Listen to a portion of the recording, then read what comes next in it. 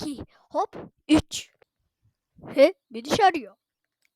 Alo Çınar. Efendim müdüş bey. Kantinci bugün hastalanmış. Onun yerine sen çalışacaksın kantincide.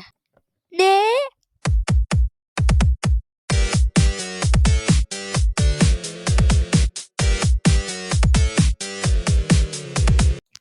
Evet çocuğum. Söyleyebilir miyim? Ver ben 10 TL'ye muhtacım.